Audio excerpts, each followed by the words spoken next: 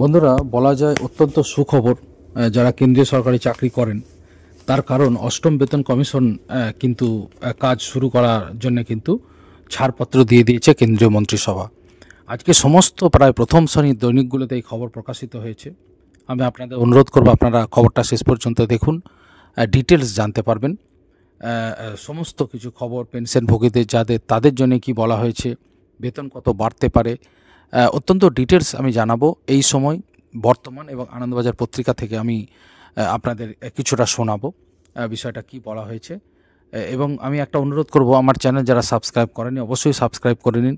সরকারি যারা চাকরি করছেন এবং যারা সরকারি চাকরি করতে চান তাদের জন্য এটি একটি অনবদ্য চ্যানেল। এবং যারা কারেন্ট অ্যাফেয়ার্সের খবর জানেন, দেখুন কারেন্ট অ্যাফেয়ার্সের কোনো বিকল্প নেই যে কোনো সরকারি চাকরির পরীক্ষার জন্যে, তো তাদের জন্য একটি অনবদ্য চ্যানেল। আপনারা অবশ্যই চ্যানেলটা সাবস্ক্রাইব করে নিন, আশা করি আপনারা উপকৃত হবেন। দেখুন, প্রথমে আমি বর্তমান প্রতিদিন পত্রিকা থেকে একটু শোনাচ্ছি, যেখানে বলা হয়েছে যে অষ্টম বেতন কমিশনের কাজ শুরু করার জন্য ছাড়পত্র দিল কেন্দ্রীয় মন্ত্রিসভা। আপনারা জানেন বেশ কিছুদিন ধরেই গুঞ্জন শোনা গিয়েছিল যে অষ্টম বেতন কমিশনের ঘোষণা তো হয়েছে, তো তারপর কিছু ঘোষণা কেন হয়নি। তো সেই বিষয়টা নিয়ে বলা হয়েছে যে অষ্টম বেতন কমিশনের কাজ শুরু হয়েছে, তাহলে কবে মূল তারা যে কর্মচারী সংগঠনের সাথে যে কথাবার্তা বলবেন সেগুলি কবে করবে, অর্থাৎ কাজ কবে শুরু করবে। তো এই সময় প্রতিদিন পেপারে লেখা হয়েছে অষ্টম বেতন কমিশনের সুপারিশ করা শর্তাবলীতে টার্মস অফ রেফারেন্স ছাড়পত্র দিয়েছে কেন্দ্রীয় মন্ত্রিসভা। মঙ্গলবার প্রধানমন্ত্রী নরেন্দ্র মোদী নেতৃত্বাধীন কেন্দ্রীয় মন্ত্রিসভার বৈঠকে এই অনুমোদন দেওয়া হয়েছে। অষ্টম বেতন কমিশনের সুপারিশগুলি খতিয়ে দেখে সেটিকে কার্যকর করার জন্য এই টার্মস অফ রেফারেন্সে ছাড়পত্র পাওয়াটা জরুরি ছিল। মন্ত্রিসভার বৈঠকের পর তথ্য ও সম্প্রচার মন্ত্রী অশ্বিনী বৈষ্ণব মঙ্গলবার এই সিদ্ধান্তের কথা ঘোষণা করেছেন, যার অর্থ সরকারিভাবে অষ্টম বেতন কমিশন কাজ শুরু করে দিল। এর আগে জানুয়ারি মাসে অষ্টম পে কমিশন কিন্তু গঠন করে কেন্দ্র।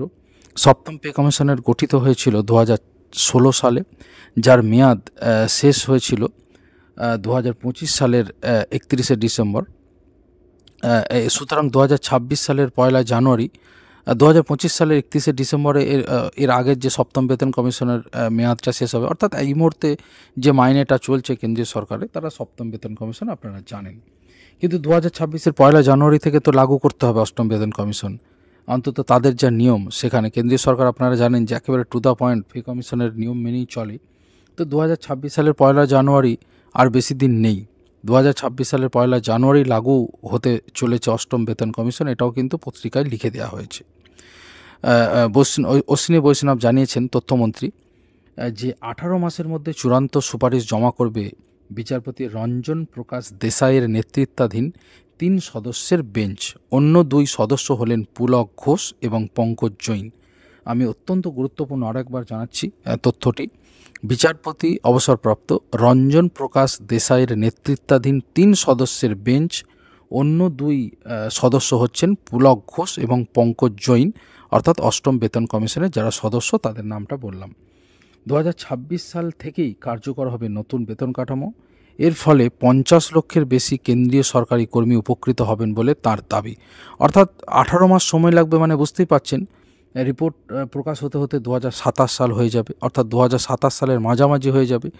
কিন্তু রেলমন্ত্রী, তথ্য সম্প্রচার মন্ত্রী অশ্বিনী বৈষ্ণব যেটা জানিয়েছেন যে 2026 সাল থেকে চালু হবে, অর্থাৎ 2027-এ যদি চালুও হয়, শুরুও হয়, ধরা যাক 2027 সালে লাগু করা হলো 2027 সালের শেষ দিকে, কিন্তু 2026 সাল থেকে সেটা কিন্তু এফেক্টটা দেওয়া হবে, অর্থাৎ তারা এরিয়ার পেয়ে যাবেন। সেই সঙ্গে লাভবান হবেন প্রায় 60 লক্ষ পেনশনভোগী। বৈষ্ণব বলেছেন, বিভিন্ন মন্ত্রক, রাজ্য সরকার এবং যৌথ পরামর্শদাতা সংস্থার কর্মীদের সঙ্গে পরামর্শের পর টার্মস অফ রেফারেন্স চূড়ান্ত করা হয়েছে।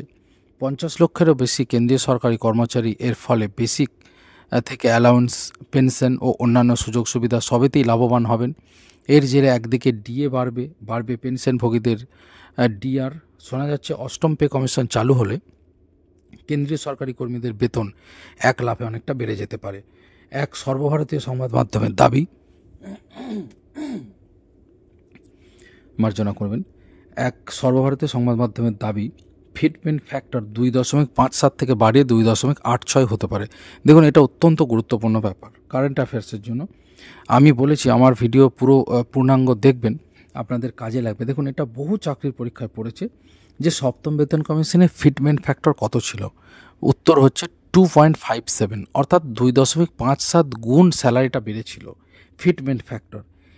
এইবার ফিটমেন্ট ফ্যাক্টরটা 2.86 হতে পারে, সেটা রিপোর্টের পরেই জানা যাবে। তো এইটা যদি এখন পরীক্ষায় পড়ে যে সপ্তম বেতন কমিশনের ফিটমেন্ট ফ্যাক্টর কত ছিল, সঠিক উত্তর হবে 2.57 বা 2.57। এবার যেটা হবে দেখা যাক। 2.86 হতে পারে অনেকে বলছেন, আবার অনেকে বলছেন যে না, আরও একটু কমে যেতে পারে, যেহেতু সরকার স্যালারি তো অনেক বেড়ে যাবে, সেই জন্য সরকার হয়তো 2.57 বা ওর থেকেও একটু কম রাখতে পারে। যদিও প্রতিদিন পেপারে বলা হয়েছে যে 2.86 হতে পারে। যাই হোক, সেটা অষ্টম বেতন কমিশনের রিপোর্ট প্রকাশের পর জানা যাবে। এর অর্থ কর্মীদের বেসিক বেতন বাড়বে হু হু করে, অর্থাৎ কারো বেসিক বেতন যদি 18,000 টাকা থাকে, তার বেসিক বেতন হয়ে যাবে 51,480 টাকা যদি ফিটমেন্ট ফ্যাক্টর 2.86 হয়। এছাড়া ফিটমেন্ট ফ্যাক্টর হলো বেতন এবং পেনশন গণনার জন্য ব্যবহৃত একটি একক। বলে রাখা ভালো, সপ্তম পে কমিশনে আবেদন করা হয়েছিল ফিটমেন্ট ফ্যাক্টর যেন 3.68 করা হয়, কিন্তু শেষমেশ তা হয় 2.57। এবার ওই অঙ্কে পৌঁছানো যাবে না বলেই মনে করা হচ্ছে। আমি যেটা একটু আগে আপনাদের বললাম যে সেটা নাও হতে পারে। অন্যদিকে আনন্দবাজার পত্রিকাতে কিন্তু কিছুটা বলা হয়েছে যে যেহেতু পশ্চিমবঙ্গে ভোট রয়েছে, সেই সময় এই ধরনের একটি ঘোষণা করা হয়েছে। তো সেই ব্যাপারটা কিন্তু আনন্দবাজার পত্রিকায় একটু বলা হয়েছে যে কি হবে, এবং বলা হয়েছে যে আপনারা দেখতেই পাচ্ছেন একটু আগেই আমি যেটা বলছিলাম, আনন্দবাজার পত্রিকায় বলা হয়েছে যে অষ্টম বেতন কমিশন ভোটের অস্ত্রভঙ্গে, অর্থাৎ যেহেতু পশ্চিমবঙ্গে ভোট রয়েছে, তো অষ্টম বেতন কমিশনের ব্যাপারটা ভোটের অস্ত্র হতে পারে। যাই হোক, আমরা রাজনৈতিক বিষয়ে যাচ্ছি না, আপনারা এটা স্ক্রিনশট নিয়ে পড়েও নিতে পারেন, যেখানে প্রেমাংশু চৌধুরী বলেছেন যে অষ্টম বেতন কমিশন কাজ চালু করছে এমন একটা সময় যখন কিন্তু পশ্চিমবঙ্গে ভোট রয়েছে। যাই হোক, আমি এই সময় পত্রিকায় যে ডিটেলস বিষয়টা দেওয়া আছে, আপনারা স্ক্রিনশট নিয়ে সেটা পড়েও নিতে পারেন। আমি সেখান থেকে কিছুটা আপনাদের পড়ে শোনাচ্ছি, যেখানে কিন্তু পরিষ্কারভাবে বলা হয়েছে যে বেতন অনেকটাই বাড়বে, মানে অনেকটাই বাড়বে, যেখানে বলা হয়েছে যে প্রত্যেকেরই স্যালারি প্রায় 15,000 টাকা মতো বেড়ে যেতে পারে। তো আপনারা বুঝতে পারছেন 15,000 টাকা বেড়ে যাওয়া মানে কিন্তু অনেকটাই ব্যাপার। যেটা এটা আপনারা দেখছেন প্রতিদিন পেপার থেকে, যেটা একটু আগে পড়ে শোনালাম। কাজ শুরু অষ্টম বেতন কমিশনের, ছাড়পত্র দিল কেন্দ্রীয় মন্ত্রিসভা। প্রতিদিন পেপার অত্যন্ত ডিটেলস বলা হয়েছে, আপনারা পড়ে নিশ্চয়ই দেখবেন এবং খবরটা আপনারা শুনেও নিন যে সেন্ট্রালে একলাফে মাইনে বাড়তে পারে অন্তত 15,000। গত 16ই জানুয়ারি অষ্টম বেতন কমিশন, 8th পে কমিশন গঠন করে মোদী মন্ত্রিসভা, অনুমোদন দিয়েছিল মন্ত্রিসভা। তার প্রেক্ষিতে মঙ্গলবার সুপারিশ করা শর্তাবলী টার্মস অফ রেফারেন্স পেশ করার সম্মতি দিয়েছে মন্ত্রিসভা। মন্ত্রিসভার বৈঠকের পরে কেন্দ্রীয় মন্ত্রী অশ্বিনী বৈষ্ণব বলেন, 12 থেকে 18 মাসের মধ্যে চূড়ান্ত সুপারিশ জমা করবে অবসরপ্রাপ্ত বিচারপতি রঞ্জনা দেসাইয়ের নেতৃত্বাধীন 3 সদস্যের কমিশন। এর ফলে 50 লক্ষ কেন্দ্রীয় সরকারি কর্মচারী এবং 69 লক্ষ পেনশনভোগী উপকৃত হবেন।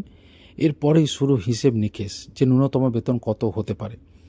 একাধিক হিসেব বলছে কমপক্ষে 14,560 টাকা বেসিক পে বাড়বে।